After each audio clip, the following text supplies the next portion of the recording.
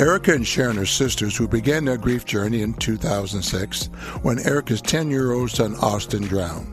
Together, they participated in a grief education program, were so moved by this experience, they studied and became specialists so they could help the brokenhearted find recovery. In 2015, tragedy struck their family once again when Erica's oldest son, Donovan, was killed in a motorcycle accident. Erica and Sharon are committed to sharing their experiences of love, loss, and healing through this podcast. Now your grief specialists, Sharon and Erica. Hi, today on the podcast, I want to talk about dealing with your grief, the very first steps that you need to take to deal with your grief effectively.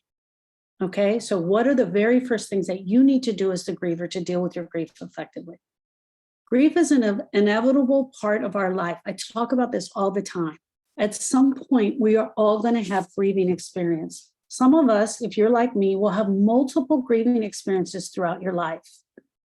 You will have multiple grieving experiences throughout your life. I don't think that there is anyone who makes it to full adulthood who will not have experienced some sort of grief in their life.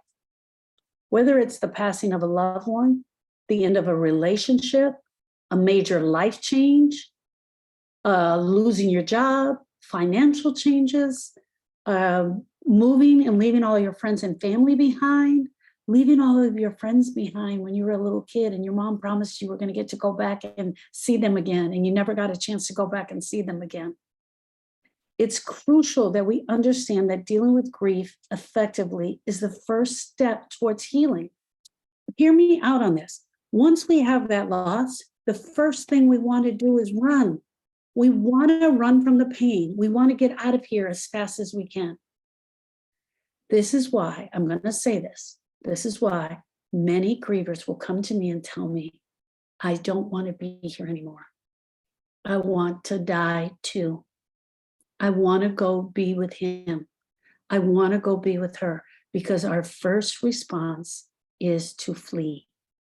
Our first response to grief is to flee.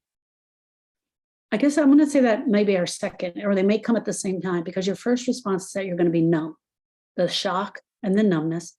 And then when that starts to wear off just a little bit, you have this response to leave and get out. Okay, so you have this response to leave and get out. The next thing that's going to happen, and I'm talking weeks, days, and months after the loss. I'm not talking about the immediate, because in the immediate, especially if it's a death, you're probably planning a funeral. You're getting friends and family. They're calling you. People are bringing over the ham and the potato salad. There's a lot of stuff going on. That's not the part that I'm talking about. I'm talking about once it quiets down. Once it quiets down and all the family have gone back home, all the work colleagues have gone back to work, and it gets quiet. It gets extremely quiet. And your only thought is, I need to go be with them. I need to leave this place. The number one thing that I want you to do is acknowledge this. Grief is an emotional experience that takes place in your heart. It does not take place in your brain. And your brain is going to be sending you a ton of messages because it perceives this grief as danger. It perceives what you're going through as danger, and it's going to try to get you out of this danger. So one of the first most crucial steps in dealing with grief is acknowledging that grief is emotional. That grief is feelings or emotions. You can use either word here. We use them interchangeably, that we feel in our heart. Sad, mad, glad, afraid, embarrassed. They're all emotions that we feel in our heart. And we will feel a wide range of emotions, sometimes sadness, sometimes anger, sometimes guilt will come up. And even the numbness will be there sometimes for days. Even weeks after your loss, you can still go back to feeling the numbness, like your brain is just not thinking. We often tell grievers don't make any life-altering decisions in their grief because you're not in your right mind. You're in your grieving brain. A griever's brain is an absent-minded brain. It's a painful brain. Don't try to suppress the emotions as much as you can. That's the number one thing. Try as much as you can to lean into the emotions. Instead, allow yourself to experience this grief. Do you know that this grief was given to you? This grief was designed to help you process the pain. The grief was given to you to help you process the pain, but that's not what we do. The grief was given to us, comes with this pain, and then the next thing we do is run.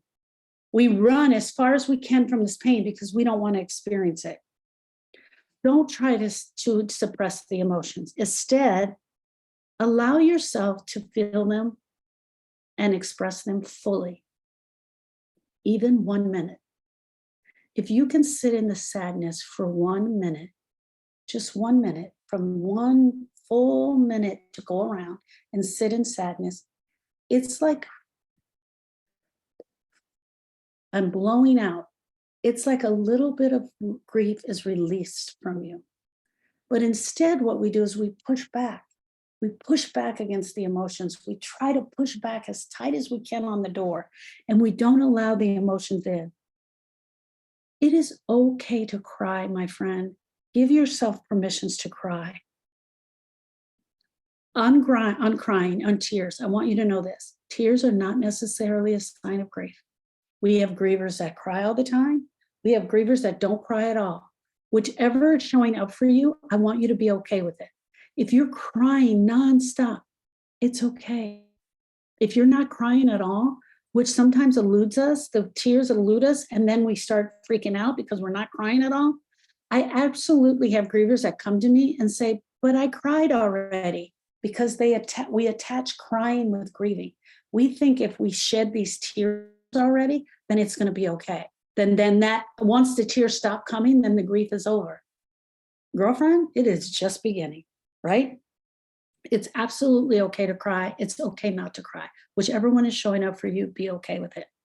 It is absolutely okay to vent about how the funeral went, to vent about the hospital, the way they treated him, the way they talked to you at the last moment, to vent about how mad you were at him before he died, how heartbroken you were. It's especially okay for you to vent if the grief was tragic, to talk about I can't even think of the word. The word just eluded me. Why did it just go out of my head? The unfairness of what has just happened to you. We have to vent, not just vent, but talk. So one of the first stages we're going to do is we're going to be crying, we're going to feel numb, and we're going to be talking. The griever has to hear them say the thing out loud. They have to hear, he's not here.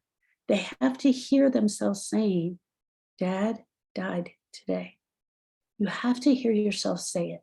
It is when you say it that the heart and the brain starts to line up onto the same page.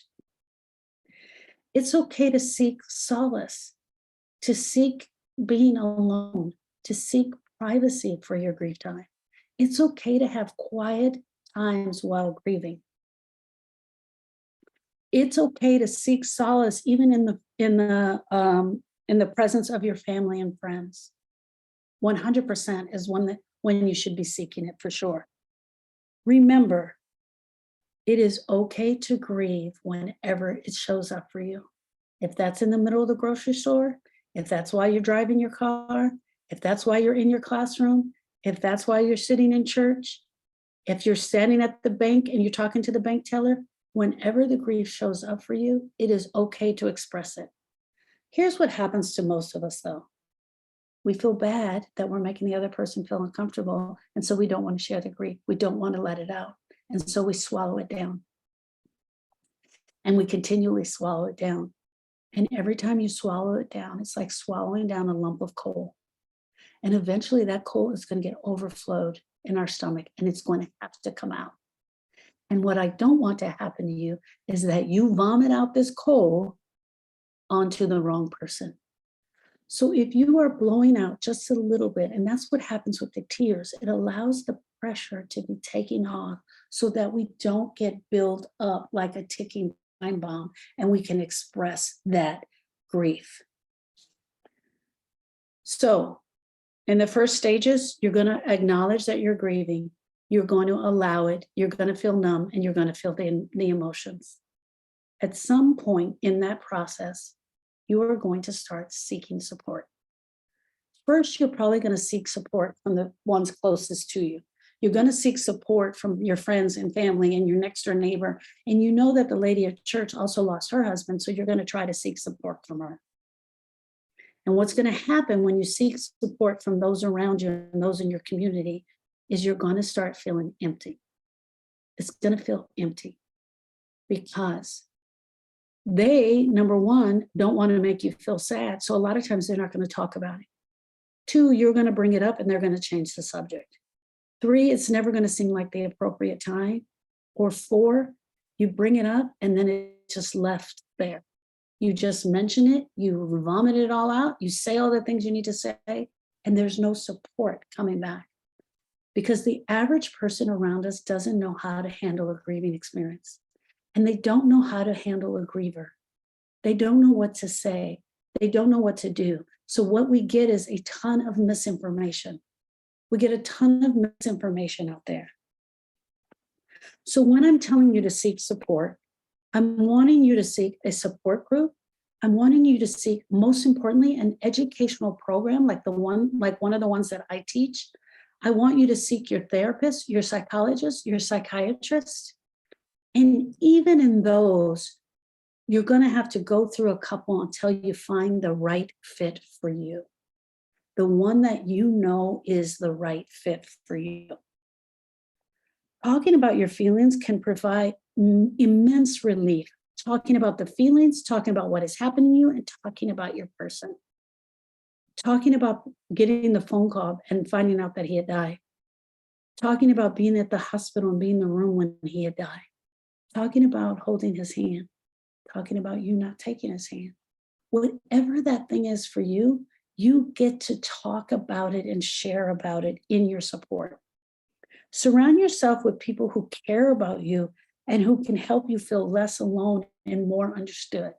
You're going to understand who these people are right away. They're probably the friends that are already reaching out to you and that are willing to listen. They're willing to listen to you cry about your brokenness and your broken heart. They're willing to be there for you.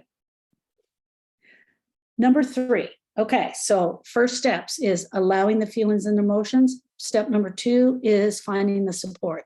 Step number 3 is while all of this is going on, you've got to be taking care of yourself. You got to eat. You've got to drink. You've got to get sleep. You've got to see your doctor. You've got to make sure your medication is right. Deal with any illnesses that you may have. Deal with anything that you need that's pressing on you. Talk to your job. Maybe you're only going to get those 3 days off, girl. And I don't know what to tell you because for some reason, this country just doesn't understand. Other countries, they give us 12 weeks at least. But you got to take care of yourself. Avoid drinking too much alcohol. Avoid recreational drugs. Avoid the things that we use to avoid. Sex, pornography, fantasy, reading fantasy books, long hours on TV, all of the things that we use to avoid the pain. I want you to avoid the avoiding tools as much as you can. It is really easy to pour that extra glass of wine. Why? I poured the first glass of wine and it seemed like it took the pain away and it felt good. And I'm telling you this from experience, my friend. So I pour that second glass of wine. And in that second glass of wine, I drop deep down into that grief and I start crying and crying and crying. And everybody goes to sleep. And I just am allowed to have this grieving moment. And when I wake up the next morning, I almost feel like I got it out, like I feel relief. But quickly it comes back. It's not going to go anywhere. And the wine just made it deeper and more painful. Make sure you're eating well. You're getting the rest. You know, everyone throws around this word self-care, and I use it a lot because people talk about it. Self-care is not just the biggest piece of chocolate cake you can find and a warm bath. Self-care is also allowing in the pain of grief when it shows up for you. Self-care is saying no to your girlfriend's baby shower because you know you can't handle it.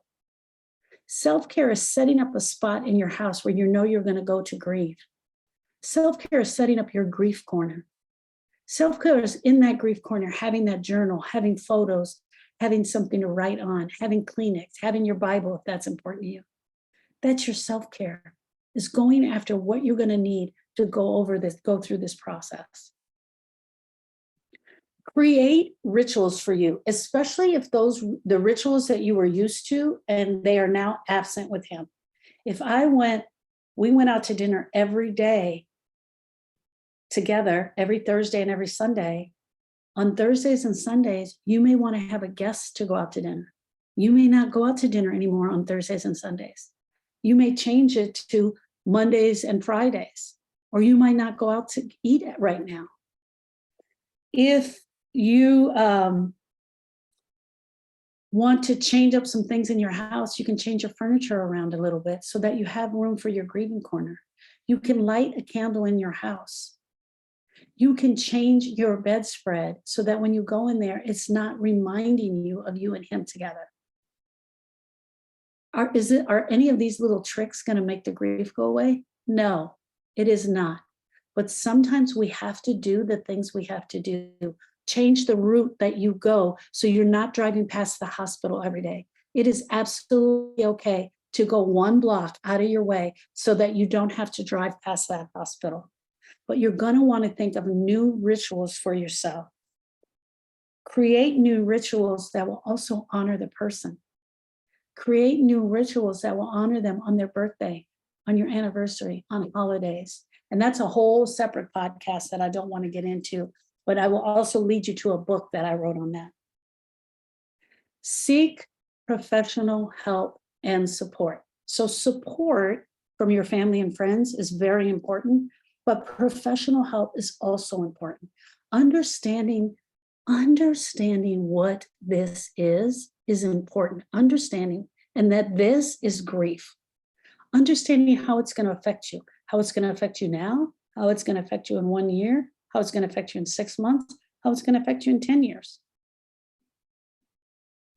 You may go through a couple of therapists. You may do an educational program like the one that I teach. You may go to your psychiatrist, you may go to your psychologist. Whatever you find that works for you, I'm imploring you to get into a program. And a lot of these work really well together. I have a lot of clients that do therapy and my educational program as well. So you don't have to just stick to one. Listening to this podcast is a great help for you. Going on Facebook, joining Facebook groups, joining private groups, whatever you need to do to help you through is of the most importance. Don't just act and pretend like this is going to go away and that you're never going to feel this again. That, my friend, I call the Academy Award-winning behavior. I have grievers that act like nothing has ever happened. They just push it down and they just move on. And I'm telling you, that is not going to work, because at some point it's going to come back full-fledged. Healing from grief is never going to be easy. It is going to be a process.